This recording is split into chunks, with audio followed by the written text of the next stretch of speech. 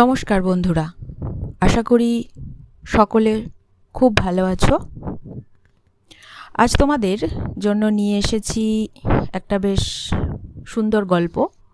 ঘটনাটি সবাইকারই জানা, তবু সেই ঘটনাকে বিভিন্ন জনজাতি, উপজাতি, বিভিন্ন সম্প্রদায়ের মধ্যে কিভাবে দেখা হয় সেটা নিয়েই গল্প। গল্পে যাওয়ার আগে চ্যানেলের গল্পগুলো ভালো লাগলে সাবস্ক্রাইব করো, একটা লাইক শেয়ার করে কমেন্ট করতে ভুলো না কিন্তু, ঠিক আছে? চলো। আমরা সকলেই জানি খাসি বা খাসিয়া উপজাতির কথা। খাসিয়া উপজাতির মানুষরা উত্তর পূর্ব ভারতের মেঘালয়ের পূর্বাঞ্চলের খাসি পাহাড়ে বসবাস করে। হয়তোবা খাসি পাহাড়ে বসবাস করে বলেই এই উপজাতিটাকে বলা হয় খাসি উপজাতি। এইটুকু শুনে হয়তো ভাবছো যে হঠাৎ আমি খাসি বা খাসিয়া উপজাতিদের কথা কেন বলছি। আসলে আজ তোমাদের যে গল্পটি আমি শোনাবো সেটা খাসি বা খাসিয়া উপজাতিদের লোকগাথা গল্পের অনুসরণে লেখা হয়েছে। লোকগাথাটি সংগৃহীত হয়েছে ইন্টারনেট থেকে এবং সেই গল্পের ওপর ভিত্তি করে সেই গল্পের অনুসরণে এই গল্পটি লেখা হয়েছে। আচ্ছা, তাহলে শোনো গল্পটি কীরকম। আমরা সবাই জানি যে চাঁদ, পৃথিবী এবং সূর্য ঘুরতে ঘুরতে যখন চাঁদ, পৃথিবী ও সূর্যের মাঝখানে চলে আসে তখন হয় সূর্যগ্রহণ। কখনো তা আংশিক সূর্যগ্রহণ, আবার কখনো তা পূর্ণ সূর্যগ্রহণ। তো যাই হোক, এই সূর্যগ্রহণ নিয়ে আমাদের মানে সকল্ড বাঙালি বা হিন্দুদের মধ্যে একটা রাহু, কেতু, সূর্য, চন্দ্র এরকম লোকগাথা প্রচলিত আছে। তো সেটা এখন থাক, আজ আমরা শুনে নিই সেই খাসিয়া লোকগাথার অনুসরণে গল্পটি। শুরু করা যাক। অনেক অনেক বছর আগে খাসি পাহাড়ের গায়ে একটি জঙ্গলের পাশে এক দরিদ্র পরিবার বাস করত। সেই পরিবারে একটি সুন্দরী শিশু ছিল। শিশুটির সৌন্দর্য এতই মনোমুগ্ধকর যে যেই তাকাতো শিশুটির দিকে সে অবাক হয়ে যেত তার সৌন্দর্যে। সেই জন্য শিশুটির বাবা মারও খুব ভয় ছিল। মা বাবা শিশুটিকে আদর করে ডাকত কা খাদুহু বলে। খাসিয়া ভাষায় কা খাদুহু কথাটার অর্থ হল দামি কোনো উপহার। শিশুটি এত সুন্দর এবং এত প্রাণোচ্ছল ছিল যে বাবা মা তাকে নিয়ে প্রায় ভয়ে ভয়েই থাকত। মা দিনের বেশিরভাগ সময়, রাতের বেশিরভাগ সময় বা সারাটা সময় পারলে তাকে চোখে চোখে রাখত। যেমন আমাদের সব বাবা মাই চেষ্টা করে শিশুদের বা তাদের সন্তানদের সমস্ত কিছু উজাড় করে দিতে, সেরকম ওই খাসিয়া উপজাতির বাবা মারাও চেষ্টা করত ওই শিশুকে সব কিছু দিতে। যদিও তারা খুবই গরিব ছিল, ধনী ছিল না, তবু চেষ্টা করত। এভাবেই মায়ের সাথে বাড়ির অন্যান্য কিছু কাজকর্ম করতে করতেই সেই কা খাদুহু বড় হতে লাগলো। একদিন যখন সে জল আনতে গিয়েছিল একটি কুয়োর কাছে, তখন বন থেকে একটি বাঘ এসে তাকে ধরে নিয়ে যায়। কা খাদুহু জানত যে সমস্ত পশুদের মধ্যে বাঘ হচ্ছে সব থেকে হিংস্র পশু। তাই সে ভাবল বাঘ নিশ্চয় তাকে মেরেই ফেলবে।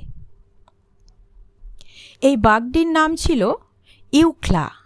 খাসিয়া ভাষায় ইউখ্লা শব্দের অর্থ হল মৃত আত্মা, যে সারা পৃথিবী, যে বা যিনি সারা পৃথিবীতে ঘুরে বেড়াতে পারে।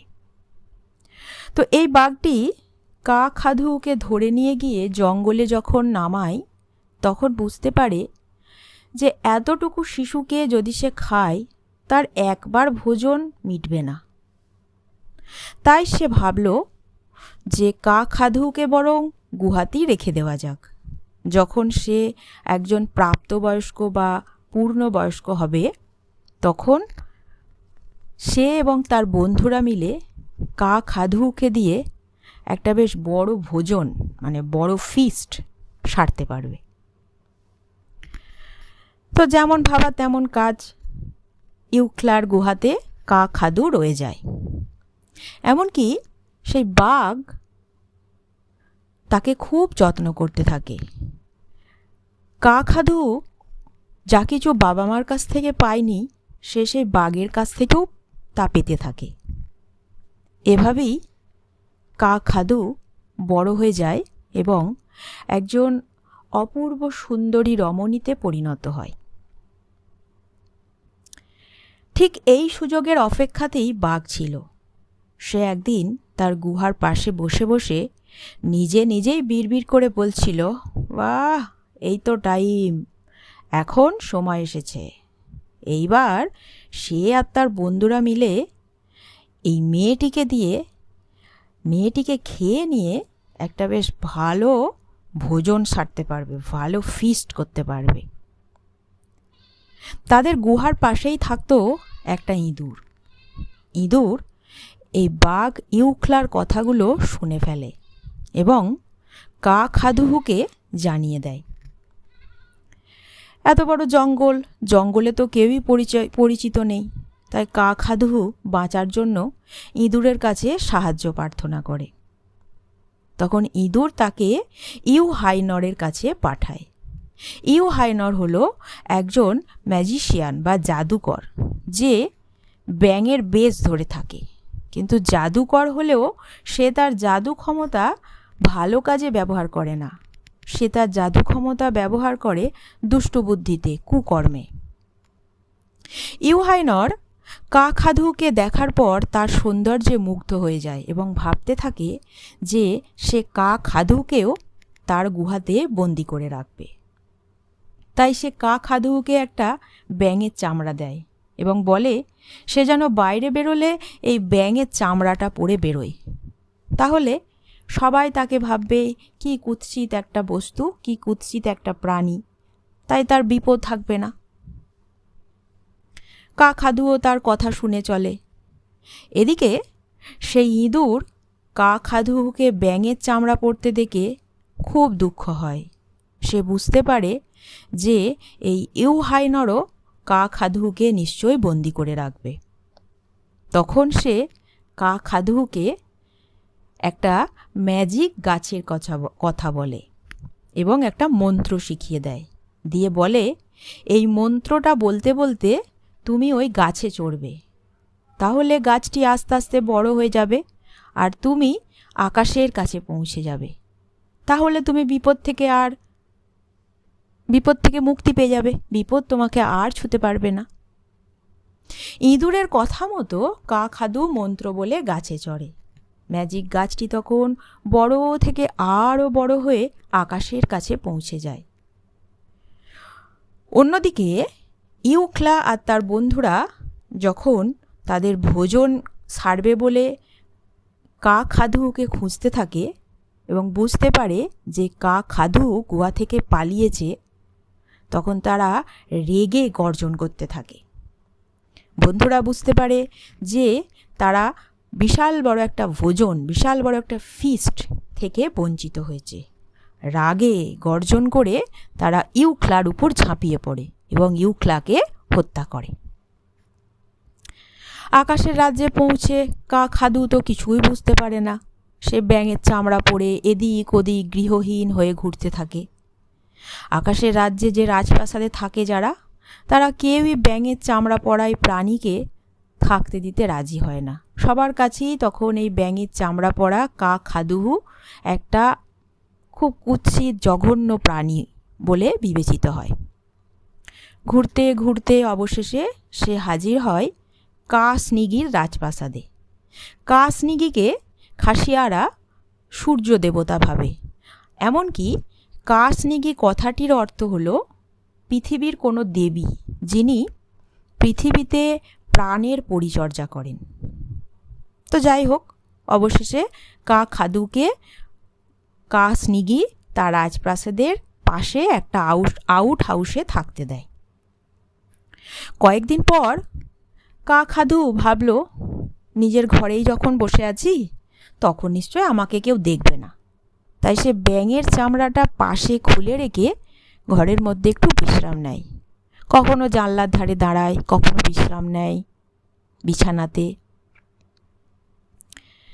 কিন্তু দুর্ভাগ্য বা সৌভাগ্য যাই হোক, খাদুর যখন সে ব্যাঙের চামড়া খুলে জানলার ধারে দাঁড়িয়েছিল, তখন তাকে স্নিগির ছেলে দেখতে পেয়ে যায় এবং দেখতে পেয়ে তার সৌন্দর্যে মুগ্ধ হয়ে যায়। স্নিগির ছেলে ছিল খুবই মহৎ ও উদার। তার সৌন্দর্যে মুগ্ধ হয়ে সে ভাবতে থাকে, এত সুন্দরী একজন মহিলা যে কিনা ব্যাঙের চামড়া পরে থাকে, তাহলে নিশ্চয়ই কোনো প্রেতাত্মা তাকে দিয়ে এসব করাচ্ছে। এইসব ভাবতে ভাবতে স্নিগির ছেলে তার মা স্নিগিকে সব কিছু জানায় এবং বলে যে এই সুন্দরীকেই সে বিয়ে করতে চায়। ছেলের কথা শুনে স্নিগি খাদুর কাজকর্ম, গতিবিধি, চলাফেরা সব কিছু নজরদারি করতে থাকে। সব কিছুতে তার নজর পড়ে যায়। তারপর একদিন তিনি বুঝতে পারেন যে হ্যাঁ, ব্যাঙের চামড়ার আসলে তার একটা ওপরের আস্তরণ, এই ব্যাঙের চামড়ার আড়ালে আছে এক সুন্দরী মহিলা। কিন্তু স্নিগি তখন ভাবতে থাকে, এটা কোনো দুষ্ট আত্মার চাল নয় তো।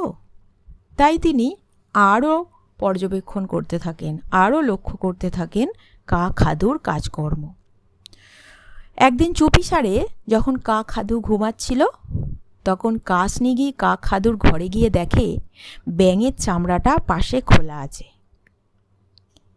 তিনি তখন ব্যাঙের চামড়াটি নিয়ে আগুনে পুড়িয়ে ফেলেন আর বুঝতে পারেন যে এই রমণী আসলে খুবই সুন্দরী এক মহিলা এবং তার ছেলের সাথে খাদুর বিবাহ দেন ও তারা সুখে শান্তিতে থাকে। এদিকে ইউহাইনর স্নিগির উপর খুব রেগে যায়, কেননা ইউহাইনর বুঝতে পারে যে তার যে বন্দি ছিল খাদু, যাকে সে ব্যাঙের চামড়া পরিয়ে রেখে দিত, তাকে ব্যাঙের চামড়া থেকে মুক্ত করেছে স্নিগি। তাই ইউহাইনর স্নিগির বিরুদ্ধে যুদ্ধযাত্রা করে। এদিকে যুদ্ধে ব্যস্ত হওয়ার জন্য স্নিগি পৃথিবীতে কোনো প্রাণেরও পরিচর্যা করতে পারে না। তার পৃথিবীর প্রতি সমস্ত কাজে অবহেলা হতে থাকে। পৃথিবী থেকে মানুষজনও বুঝতে পারে তাদের এই যুদ্ধযাত্রার কথা। তাই পৃথিবীর লোকেরাও চিৎকার করে বিভিন্ন রকম বাদ্যযন্ত্র বাজিয়ে এটা বোঝাতে থাকে যে তারা তাদের দেবী, প্রাণের দেবী স্নিগির পাশে আছে। আর এই সমস্ত বাদ্যযন্ত্র, মানে এই সমস্ত উচ্চ নিনাদ শুনে ইউহাইনর ভাবে যে নিশ্চয়ই স্নিগি অনেক সৈন্য সংখ্যা আনছে। তাই সে ভয়ে যুদ্ধ থেকে পালিয়ে আসে।